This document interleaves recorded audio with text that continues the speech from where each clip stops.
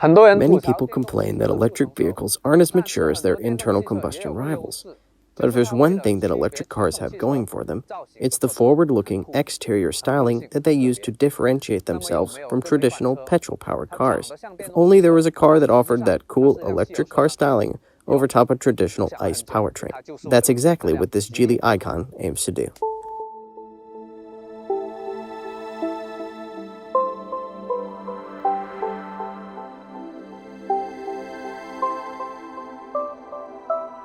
Closely based on the concept car of the same name that was revealed at the 2018 Beijing Auto Show, the Icon cribs some of the distinct styling cues of electric vehicles. For starters, there's the front grille, or rather, the seeming lack of a front grille. Electric vehicles indulge in this styling cue because they lack the heat of an internal combustion engine at the front end, and so can forego the large frontal area and aerodynamic drag created by a traditional air intake. As for the actual design language of the Icon, the whole aesthetic is dominated by two main shapes: rectangles and what Geely calls infinity loops. The rectangular motif is apparent up front, where the Icon features the latest version of the Geely's signature expanding cosmos design language. That grille now spans the entire width of the front fascia, flanked by vertically stacked headlights that contain the above-mentioned infinity loop. The side profile is just as blocky as the front. Above the main headlight units, you'll find slim upper headlights that float neatly into an accent line that traces the prominent truck-like wheel arch over the front tire. The rear tire sees a similar treatment. Out back, you have a continuation of the rectangular design from the front-end treatment, including the concentric expanding cosmos design around the rear license plate recess, as well as rectangular taillights and 3 rectangles in the rear bumper. 我们坐进车内了。 The interior of the Icon has just as much personality as the exterior. However, it does share a lot of details with the latest Geely Haoyue sedan, including the infinity loops here in the vents, this handle here on the dash, and the area around the shifter. I like the styling in here, and I suspect we'll be seeing more of these design elements in future Geely models. The interior of the Icon takes a lot of risks in terms of styling, but I think they managed to pull it all together. Sadly, those risks do not include the suicide doors of the 2018 concept, but the interior remains quite similar. Minimalism reigns, with plenty of space made for natural light, giving the entire package a more airy appearance than one might expect from traditional cheap transportation. The innovative design of the center screen and instrument cluster, which appear to be draped over the dashboard instead of glued to it, further add to the ambiance of science and technology.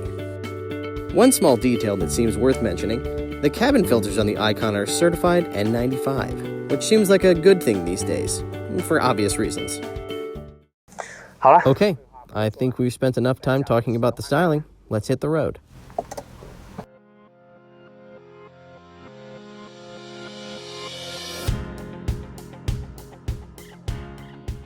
As promised, beneath the Icon's electric car styling, there beats the heart of an internal combustion vehicle. In this case, it's a 1.5-liter 3-cylinder engine that the Icon shares with many other Geely models and even a few Volvos.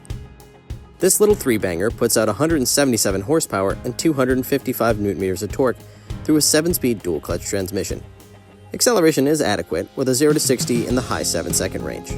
In addition to sharing engines with other Geely models, the Icon also shares platforms. In this case, it's the Geely B-segment modular architecture. The Geely B-Niue uses the same platform and even comes in around the same price, but it wraps it all in a much more traditional small SUV package. I, for one, am genuinely curious to see which one sells better. There are actually 2 versions of the Icon, differentiated by the letters BSG. The ones with BSG add a 48-volt electrical system and an electric motor to the powertrain. The BSG model costs about €400 more than the non-BSG model, but I assure you that it is worth every penny. The BSG model has better acceleration and fuel economy. I've driven about 80 kilometers, and the car is telling me it's averaging 5 to 6 liters per 100 kilometer, which I consider really low. Of course, fuel economy depends on the road conditions and your driving habits. This is just for reference. The acceleration feels plenty quick. BSG models have a 0 to 100 km per hour time of 7.9 seconds, while non-BSG models take more than 8 seconds. Steering and braking all feel quite good. It's easy to drive without feeling cheap. The car does jump a bit over potholes and speed bumps, but it feels comfortable for a car at this price point. 但整体上说，在这个价位，开起来还算是比较舒服的。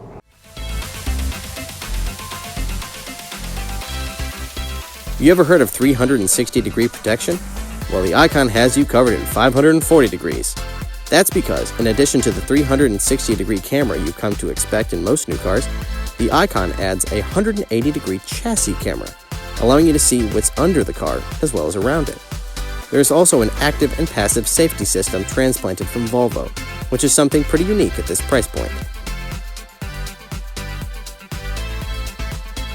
The styling of electric vehicles is only going to continue to influence their ICE competition, and I highly doubt the Icon will be the last ICE vehicle to ape electric car styling cues. For some, driving a car that poses as a pure electric vehicle but uses fossil fuels might be a step too far, but I'm sure there are plenty of people out there who would love the chance to drive something that looks this unique.